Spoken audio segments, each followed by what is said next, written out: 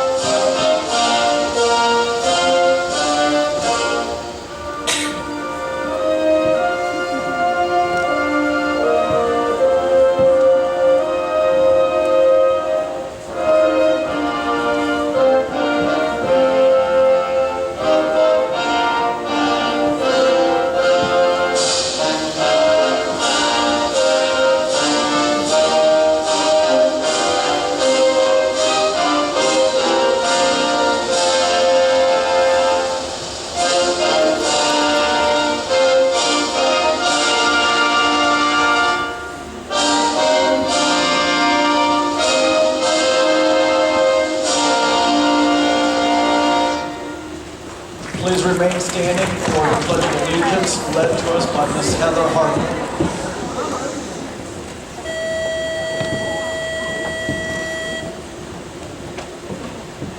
Allegiance to the flag of the United States of America and to the republic for which it stands, one nation, under God, indivisible, with liberty and justice for all. Thank you.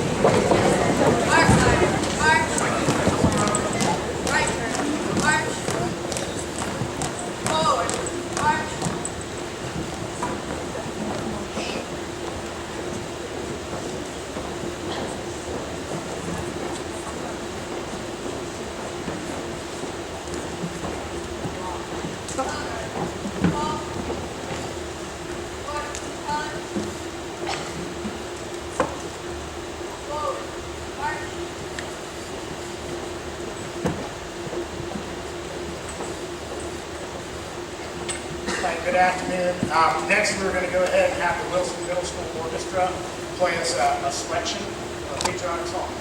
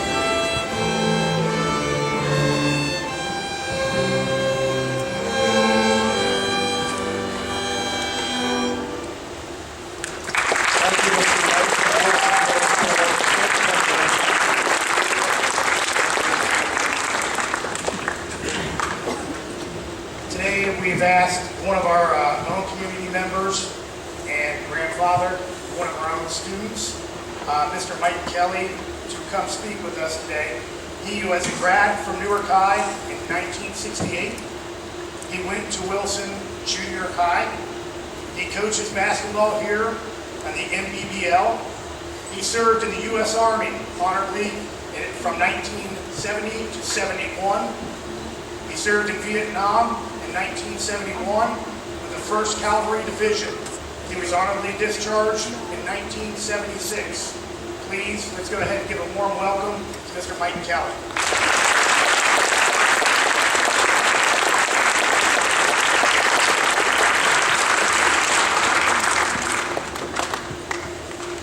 Okay, I used to go to school here, so it's an honor to come back. It's changed a lot. Like Mr. Brandon was saying, I was in Vietnam in '71. Just to let you know what Vietnam was about. How many studied Vietnam or know anything about it? You need to just know a little bit about it. It's kind of fading away. Can you hear me? Okay. Started with the Gulf of Tonkin, and it's like the Gulf of Mexico. There was a couple of our ships were kind of not spying to see what's going on out there. There's a lot of disorder in the world. And the ships were fired on in 1964. We were there until 1975. We were there to stop communist aggression from the north and south, to try to free the country. We ended up leaving in '75 when the American people didn't want us there. We much told our President Nixon that they want us out, so we got us out with an exit strategy. 58,000 men died there, men and women. There was 3 or 4 women were killed, most of them were men, involved the Marines, the Army, Air Force, the Navy, some Coast Guard, some National Guard. There were troops from other countries, Australia, New Zealand, South Korea, and into Canada, along with the American forces. It's not a very pleasant war. No war is. But what Vietnam did for our country is build a stronger military, which we have now. A lot of the weapons that we use now were kind of jury-rigged in Vietnam, and they've come up with them now as regular weapons we use. Every war has a drawback. Like I said, there was 58,000 men killed, but there was over 200,000 soldiers lost their limbs, arms, legs. This is what freedom's about, fighting for your country. America believes to keep the war abroad and not in your country. We're safe. We haven't had a war in this country since the Revolutionary. And we fought against Mexico from Texas. So we feel that if we're overseas fighting, it's better than fighting here at home front. It made me a better person. I love coaching boys and girls. I've coached girls for 20 years, coached boys, and still coach. I'm going to coach this year in the NBBL. And spent a lot of time in Heritage, your rival. But I try to teach kids and instill in them that you got a chance to play basketball or do something, do it. My theory is if you go to Newark High School or you're in the Newark school system, you're not doing anything, that's your problem. There's so much to do when you get to high school. Your principal, your teachers can tell you, get involved, and it'll make a better person out of you. I know you're there for education first. All the sports required to get the grades. But if you're not athletic, there's orchestra, there's band, there's clubs. I mean, if you can't find something to do at Newark High, you're probably going to get in trouble or you're just bored. So when you go to school up there, enjoy it. It's the greatest years of your life. My dad told me when I was in high school, I wanted to go get a job. He wouldn't let me work. He said, these are the best days of your life right now. And you're living kids. You really are. Young adults, not kids, but this is where it starts in junior high. Their job's to make you a better person. When you go in the military, I played football for Newark High, and football was harder than basic training, but I kept my mouth shut when I went into basic training. I was told to do 10 push-ups. Well, when Jimmy Allen was our coach, 10 push-ups wasn't enough. We couldn't do them anymore. Football at Newark High made me a better person, so when I went to the military, basic training was easy. Football at Newark High did that. So get involved, do something. And I know some of you thinking about going in the military. If you do, enlist. I was drafted. I didn't have a choice. And, my dad was drafted. He served in World War II. My mom said, you're going to do the same. I was an only child. I had no brothers and sisters. I shouldn't have been in Vietnam. But I was. I could have got out and be a soldier by myself. My mom told me, your dad went, you're going. So I went. So I was fortunate to come back with my limbs, mentally okay, and everything else. So if you do decide to go in and enlist, pick something that you can do when you get out. And it's called an MOS, Military Occupational Standard. Your training will help you when you get out. And also there's a GI Bill still. I went to college on the GI Bill, it was a Montgomery GI Bill. I got an associate's degree, got promoted to work in the supervision. You now can go to the military, they have a new type of GI Bill.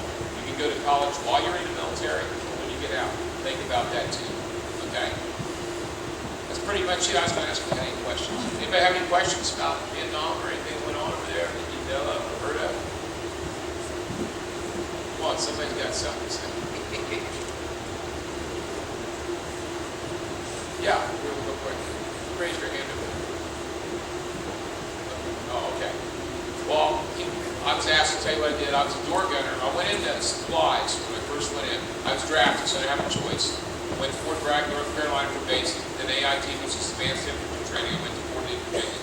This is beautiful college. I got into quartermaster, which is supplies, because I worked at Westinghouse when I was drafted. So they helped my job when I got back.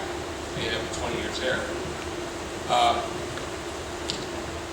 When I was there, I got orders to go to Vietnam, and I was really upset because I was married, and my dad had passed away, and I was a soldier in Pakistan, so I thought I got to do something. So I got over there, and the first thing I told the first sergeant, said, what am I going to be doing? So we working supplies. Well, I was about half the size I am now. This is what happens when you work belly. But I was about 148 pounds in top shape, and they wanted to make a door gunner out of me. When I say they wanted to, they did. I didn't have a choice. I never even had training. And I was scared of height. There's pictures over there in that book of me, 4,000 feet in the air, hanging out the side of the chopper, Huey, AT-1H. And you just hang there, there's nothing to hold you on, and you have a seatbelt or nothing. And the first time we went up, I was scared, because that's 4,000 to 5,000 feet of flying out there, just hanging on the side. Now, in a plane, you're looking at a window. Imagine that. So I did that, and the last thing I did was honorable. After I was a door gunner, I had 2 months left. The commanding officer gave me his personal driver. There's a picture of me driving the Jeep. My name's on the Jeep. It says commander. And I got to meet General Abrams. He flew away from Vietnam where I was at. He was a 4-star general. And he rode the back.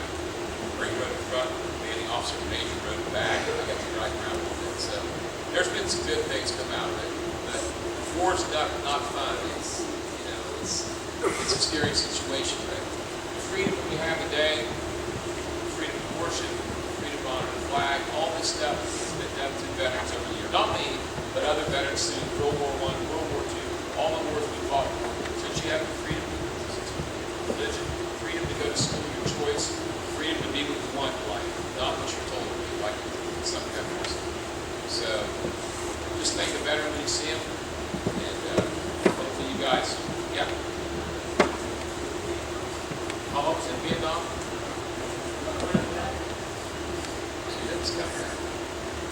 We used M16s, M79 grenade launchers, which is like a little short, looks like a shotgun. M60 machine gun, which I was taught from a fleet and keep up to date. We had 2 of one sides of the use.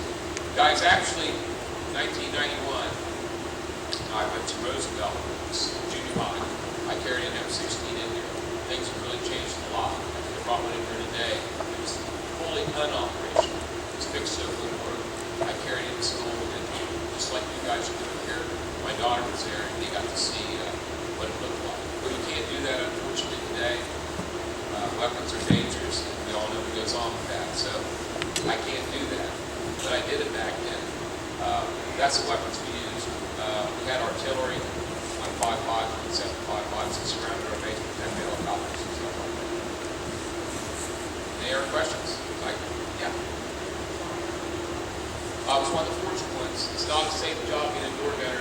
It's a 5-man Dakota helicopter. You have 2 pilots. There's a warrant officer and a lieutenant. You We have a crew chief in the middle, he's usually a buck sergeant, and 2 gunners.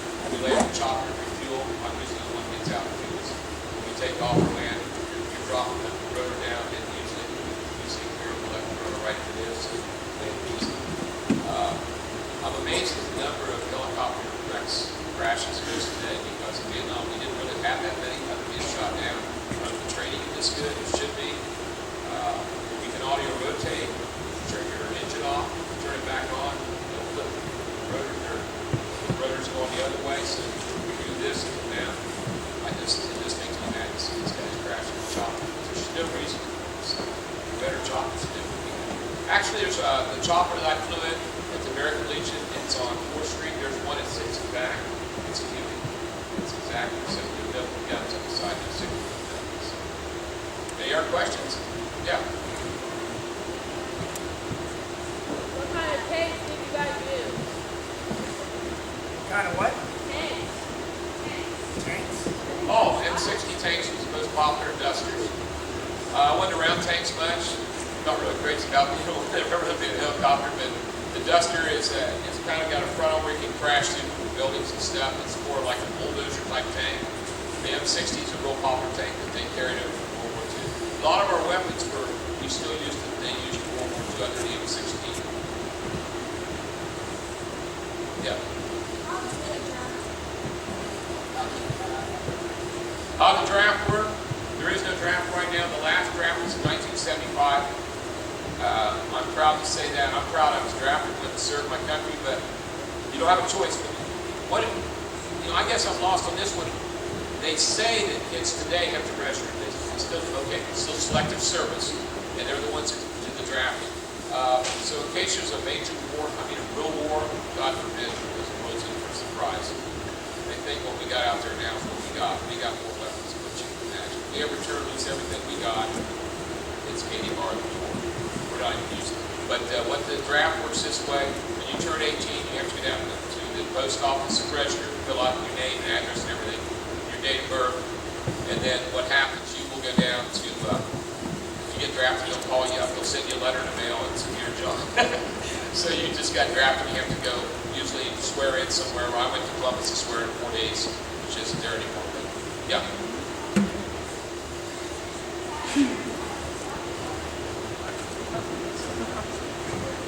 There's no doubt about it right now, and the world knows it. And it's pretty much, it's kind of like we don't have the largest army. We have the 3rd largest, the Chinese, and I believe India. But we have the best weapons and stuff. I guess you brought up a good point. I should have brought up Vietnam. I said there's 58,000 men killed. The longest war is Afghanistan to surpass Vietnam. That's hard to believe. I find that hard to believe. 12 years, they just said on the news. I didn't know we was even opened it. But in Vietnam, we didn't have the technology of drones like they have now. We go in, like a drone, you come to that door, and see there's an ambush set here. We didn't have that technology.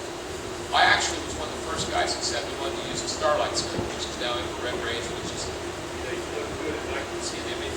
Like when you started walking at night, there's no lights on you that show body image. The heat comes off your body. That's antiquated. That is so old. Now they got stuff that's 10 times better. So, rest assured, feel safe that you are being protected with the best defense the military can have anywhere in the world. And the rest of the world knows that. And it's just over the years, people, got better and better with our military. And the better makes us safer. So. Anybody else? Yeah. I feel like I'm losing my hearing. Is that man? What is it? If I shoot anyone, I can actually say this, I'll never know, because most of the time we got hit at night. And I returned fire from chopper going when we were landing at LZ, a landing zone, going into the landing zone. It was coming out, we were getting fire, both on the port, machine guns from the side, we were shooting into a tree line and getting out as fast as we can, lift off. Fires on the ground, we were attacked for 3 straight days. I showed Jade. I used to write my mom and say everything was okay. I'm not bragging, I'm not a hero, I'm just lucky. 3 straight days we were hit. I went 3 days, no sleep. That's a long time. And they were trying to overrun our base. And Mom cut the front of the gate out and talked about it. People trying to be overrun and everything. And this is go ahead and address them to your history teacher a little later on. And we want to let Mr. Kelly go on down the road. Let's go ahead and thank Mr. Kelly.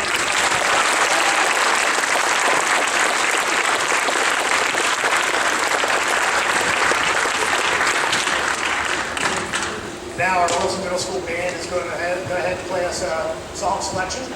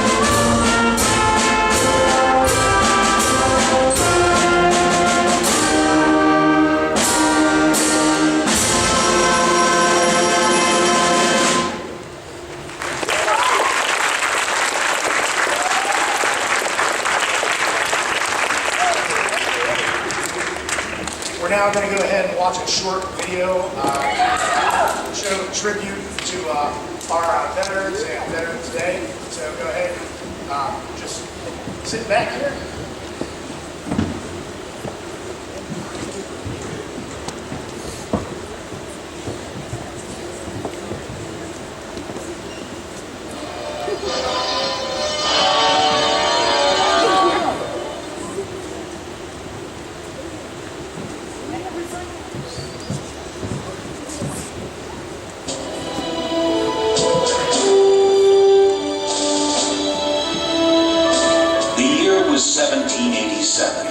The place was the State House in Philadelphia, Pennsylvania, where the American people adopted a new constitution and by doing so undertook a noble experiment in which citizens, through their elected representatives, governed themselves. In the document's first 10 amendments, known as the Bill of Rights, U.S. citizens also were guaranteed a collection of far-reaching freedoms never before officially recognized by any government. Freedoms we still enjoy to this very day. Among them, freedom of religion, freedom of speech, freedom of assembly, freedom of the press, and the right to a fair trial. For the most part, the experiment was an unqualified success. For in time, the United States became a nation without equal, one with not only picturesque towns that stood as reminders of America's rural past, but also towering cities with busy offices and productive factories. The United States also became a land of great universities, where the freedom to pursue new ideas was actively encouraged. And it became a country where works of creative genius could be written and performed free from the censor's stifling hand. The United States became the most powerful and influential nation in the history of the world, a beacon of freedom and justice for people everywhere. Yet, in a a sometimes dangerous world, freedom and justice are not guaranteed to last forever.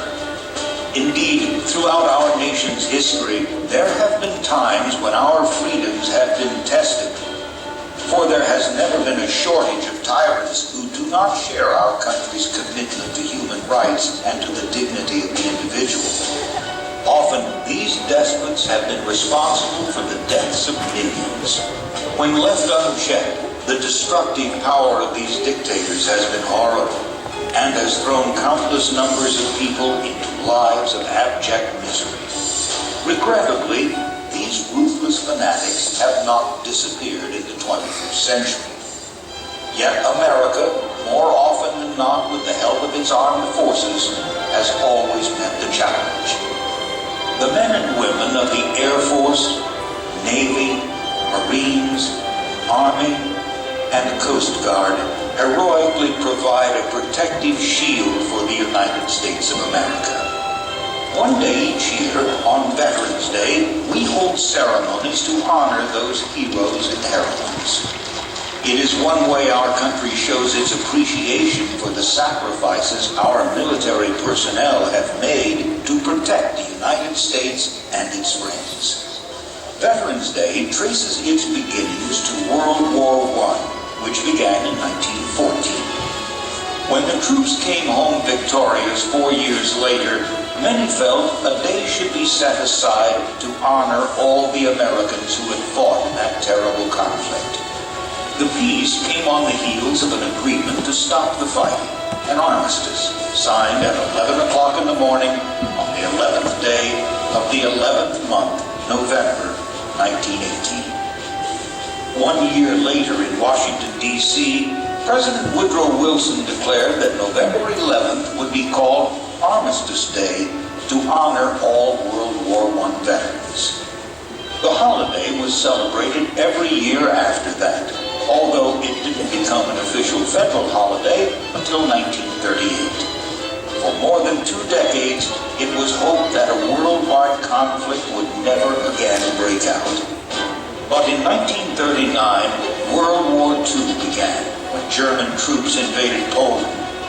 Several years later, Germany's ally, Japan, bombed Pearl Harbor in Hawaii, and the United States entered the war. Soon, U.S. troops sailed overseas to fight a determined enemy. More than 670,000 wounded American soldiers were treated in hospitals during and after the conflict. And more than 400,000 U.S. military personnel died in the war. In all, more than 1 million casualties, so that Americans could live their lives free from tyranny and oppression. Finally, in 1945, Japan surrendered. The United States and its allies won the war and celebrated. But another conflict erupted 5 years later in Korea, a country in Eastern Asia. Once more, our country's men and women in uniform found themselves far from home, thousands of miles from their loved ones. Once again, they faced a determined enemy, but eventually they were able to stop the aggression. When the fighting ended in 1953, President Dwight D. Eisenhower changed the name of Armistice Day to Veterans Day to honor all veterans, not just those who had served in World War I. Today, programs that stress military history are held around the country as November 11th approaches. At some places, such as this military museum in Chicago, Illinois, former and present members of our armed forces share their experiences. I just felt like I accomplished the world. There's nothing I couldn't do. It was a greater skill than I really have ever had. Besides military museums, schools are another place where present and former members of the armed services give presentations as Veterans Day nears. This student, after hearing one of those presentations, decided to send regular emails to her aunt, a nurse on a Navy hospital ship. Giving military personnel news from home is an important way to show support for those who do the often dangerous work of protecting our country.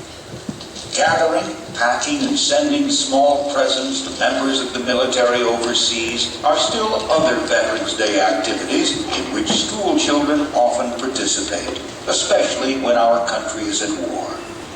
However, it is the Veterans Day ceremony at Arlington National Cemetery near Washington, D.C. that is undoubtedly the most widely recognized event that takes place on the holiday.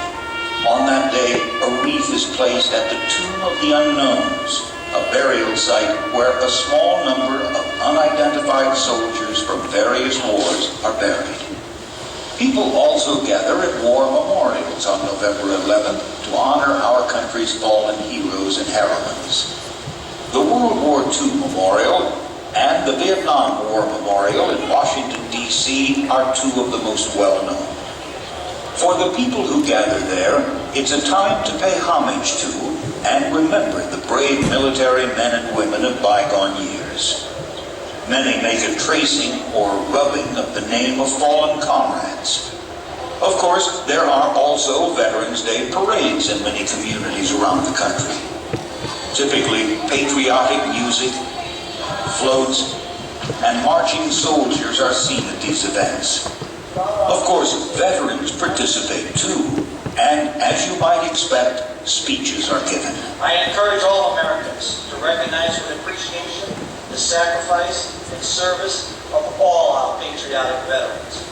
At Veterans Day events held in both small towns and large cities, veterans have an opportunity to reacquaint themselves with old comrades, exchange greetings, and relive their experiences as members of the military. At veterans hospitals, medical facilities where injured or sick veterans receive health care services, something else takes place on or near November 11th. That's when family members, friends, and volunteers often make a special point to visit those who have served in the armed forces. Making hospital visits to veterans is still one more way to say thank you to the people who have done so much to preserve our freedom and well-being. In short, Americans are fortunate to enjoy freedom and prosperity in unequal measure. Yet, throughout our history, our good fortune has been challenged by those who do not share our beliefs in the freedom and dignity of each individual. Whenever these tyrants have challenged our country, it has been the men and women of our armed services who have met that challenge with bravery and resolve. And so we honor and thank them officially each November 11th. Yet perhaps it would be appropriate to honor and thank them on the other days of the year as well.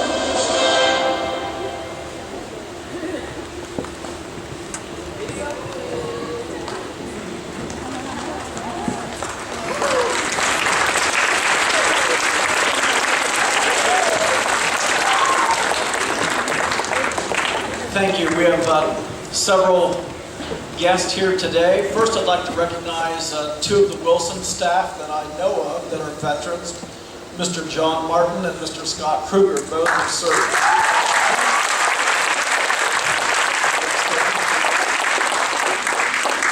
Also, if you're a veteran or served for our armed forces, if you please stand so we can acknowledge you. No way out, there you go. Thank you very much. How many stand up if you're a student and you have a brother, a sister, mom, dad, aunt or uncle, or some relative serving or has served for our country? Please stand. You can tell how much it touches all of us, and let's give just each other a round of applause for that.